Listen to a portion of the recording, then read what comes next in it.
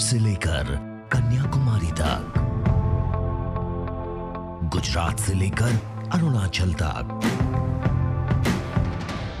सत्ता के गलियारों से खेल के मैदानों तक, नहीं छूटती कोई खबर। सबसे सटीक, सबसे दमदार, सिर्फ प्राइम टीवी पर। नमस्कार, स्वागत है आपका प्राइम टीवी में। लॉकडाउन का अब चौथा चरण शुरू हो गया है। अलीगढ़ में जिला प्रशासन की ओर से सारी सुविधाओं को पूरा करने की कोशिश की जा रही है, लेकिन इलाके के लोगों को पीने तक का पानी भी नहीं नसीब हो रहा है। ऐसे इलाके में नगर निगम की टीम टैंक के जरिए पानी सप्लाई करवा रही है, लेकिन उनकी ये मदद लोगों के लिए नाकाफी है। लोगों का कहना है कि पानी की समस्या को लेकर स्थानीय विधायक ने कोई जानकारी नहीं ली है। जो परेशानी है, पानी नहीं है हमारे मोहल्ले में। कब से नहीं आ रहा? हो गया 2 महीने हो गई। आ रहा कोई वरना 2 महीने हो गई। तो टंकियाँ भी सूख गई है, टंकियों में पानी नहीं दे रहे, नल भी खराब पड़ा। कितने टैंकर पानी आता है रोज? एक आता है, रोज नहीं आता है। अयोध्या में एक मकान के विवाद को लेकर पंचायत बैठ गई। पंचायत के दौरान मौजूदा प्रधान और प्रत्याशी के बीच जमकर कहासुनी हुई। इसके बाद प्रत्याशी ने प्रधान और विवाद में शामिल भाजपा नेता को गोली मार दी। गोली लगने से दोनों की मौत हो गई। मामले में इनायत नगर थाने के चौकी इंचार्ज की लापरवाही भी सामने आ रही है। भाजपा जिला अध्यक्ष ने चौकी इंचार्ज पर लापरवाही करने का आरोप लगाते हुए पुलिस अधिकारियों से इसकी शिकायत की है। शिकायत मिलने के बाद एसएसपी ने घटनास्थल का जायजा लिया है। इनायत नगर में यहाँ पर प्रधान जयप्रकाश सिंह और जो पूर्व में प्रधानी के इलेक्शन लड़े थे राम पदारथ यादव, इन दोनों के बीच में एक पंचायत, यहाँ पर कोई पंचायत हो रही थी भूमिवाद की, उसी में कुछ कहासुनी हुई है और यहाँ पर दोनों पक्षों के बीच में कुछ गोलियाँ चली हैं और दोनों पक्षों की डेथ यहाँ पर हुई है। अभी दोनों पक्षों को जो है पोस्टमार्टम के लिए भेजा गया है और इसमें अग्रिम विधिक कार्रवाई जो है वो की जा रही है। बागपत के रमाला थाना क्षेत्र में रिटायर्ड फौजी ने जनसेवा केंद्र संचालक की गोली मारकर हत्या कर दी। कहा जा रहा है कि रिटायर्ड फौजी कुछ काम से जनसेवा केंद्र गया था, यहाँ पर उसकी और संचालक की बहस हो गई। कहासुनी में रिटायर्ड फौजी ने संचालक को मौत के घाट उतार दिया। घटना की सूचना पर पहुंची पुलिस ने मृतक के शव को कब्जे में लेकर पोस्टमार्टम के लिए भिजवा दिया है और जाँच के आदेश दे दिए हैं। थाना रवाला में किरठल गांव में आज शाम को 3:30 बजे के आसपास एक सेवा केंद्र पे 2 व्यक्तियों के बीच में झगड़ा हुआ। उसमें पवन फौजी नाम का एक जो रिटायर्ड फौजी है बेसिकली, उसने अपनी बंदूक से, लाइसेंसी बंदूक से दीपक के ऊपर हमला कर दिया, जिसमें वो घायल हो गया और बाद में जब उसको हॉस्पिटल पहुंचाया गया तो वहां डॉक्टरों ने उसको मृत घोषित कर दिया। इसमें तहरीर लेकर के मुकदमा पंजीकृत कर दिया गया है। पवन फौजी को उसके असलहे के साथ गिरफ्तार कर लिया गया है और इसमें जो भी आगे की कार्रवाई बनती है, वैधानिक कार्रवाई वो की जा रही है। और यह हादसे के बाद प्रवासी मजदूरों के बॉर्डर पर आने जाने पर रोक लगा दी गई है। ऐसे में फर्रुखाबाद में प्रवासी मजदूरों से भरी गाड़ी को पुलिस ने पकड़ लिया। इस गाड़ी में तकरीबन 54 मजदूर सवार थे और मुंबई से निकले थे। पुलिस को देखने के बाद गाड़ी का ड्राइवर मौके से भाग निकला। फिलहाल पुलिस ने सभी मजदूरों को अस्पताल में भिजवा दिया है। अस्पताल में इन मजदूरों की थर्मल स्क्रीनिंग करवाई जा रही है। मुंबई कल्याण से। कितने लोग हो? गांव वाले टोटल, मेरे गांव वाले 4 लोग हैं। नहीं, टोटल डीसीएम में कितने लोग हैं? सर टोटल कंफर्म नहीं, मे बी 50 हो। 50 हो। कितने दिन से आप आ रहे हो? मे बी 3 दिन हो गए, परसों है वैसे ऐसे। मुंबई से लौटे 4 लोग कोरोना पॉजिटिव पाए गए हैं। गोरखपुर में अब कुल मरीजों की संख्या 19 हो गई है। इसके अलावा कोरोना से संक्रमित 2 लोगों की मौत भी हो गई है। पॉजिटिव आए मरीजों को बीआरडी में भर्ती करा दिया गया है। इसी के साथ ही संक्रमित गांव में भी लोगों के सैंपल को जांच के लिए भिजवा दिया गया है। स्वास्थ्य विभाग की टीम संक्रमित इलाकों में खास निगरानी भी रख रही है। सही नहीं होगा कि वो वहाँ पर गया था और उस वजह से हुआ, कितनी देर रहा था। इसमें ऑलरेडी हमारे स्तर से एक जांच बैठा दी गई है और उसकी जांच की रिपोर्ट आज शाम तक आ जाएगी और कड़ी चेतावनी ऑलरेडी दे दी गई है, जिससे इसकी पुनरावृत्ति नहीं हो। और मैं इंश्योर करूँगा कि ये इस तरह की गलतियाँ बिल्कुल ना हो, जो भी नाम को लेकर त्रुटियाँ हुई थी। लेकिन वायरस लोड लेने में कभी कभी टाइम लगता है और ज़रूरी नहीं है कि वो पहले 2 दिन में ही उसका पॉजिटिव आ जाए। जो उसकी रिपोर्ट आई है उसके हिसाब से हम कार्रवाई कर रहे हैं और व्यक्ति जो है स्वास्थ्य लाभ। झांसी के पूंछ थाना इलाके में नेशनल हाईवे पर प्रवासी मजदूरों से भरी बस में दम घुटने से एक मजदूर की मौत हो गई। घटना के बाद मृतक को सीएससी केंद्र में ले जाया गया। फिलहाल प्रदेश के कई इलाकों से मजदूरों के सड़क दुर्घटना में मरने की जानकारी मिल रही है। सरकार मजदूरों को मदद देने की कोशिश कर रही है और उन्हें उनके गांव भेजने का आश्वासन दिया जा रहा है। झांसी के बबीना थाना इलाके में बम फटने से 2 लोगों की मौत हो गई, जबकि एक महिला घायल हो गई। स्थानीय लोगों ने महिला को इलाज के लिए अस्पताल में भर्ती करा दिया है। बताया गया है कि इस इलाके में सेना का फायरिंग रेंज है, जिसकी वजह से यह हादसा हुआ। कहा तो ये भी जा रहा है कि जब इलाके में इस तरह की चीजें होती हैं, तब स्थानीय लोग धातु के चक्कर में कुछ विस्फोटक सामान यहाँ से उठाकर ले जाते हैं।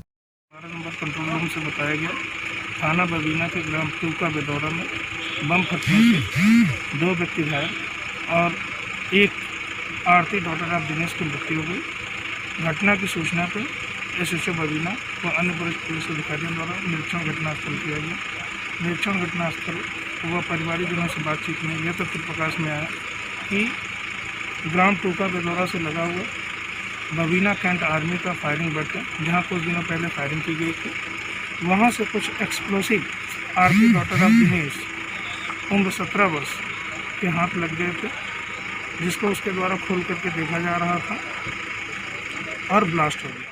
लॉकडाउन 4 की शुरुआत हो चुकी है। ऐसे में कानपुर प्रशासन ने पूर्वांचल के मजदूरों को उनके घरों तक पहुंचाने के लिए 2 ट्रेनें चलाने की डिमांड की है। उप मुख्य यातायात प्रबंधक हिमांशु उपाध्याय ने बताया कि जिला प्रशासन की डिमांड के बाद बिहार सरकार से एनओसी मिलने पर ही ट्रेनें चलाई जाएंगी।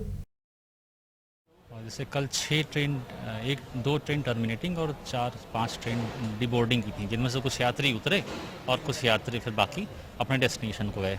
इसी प्रकार से आज 2 ट्रेन डिबोर्डिंग की आई हैं, जिनमें कुछ यात्री यहाँ उतरे हैं स्टॉपेज था कानपुर में।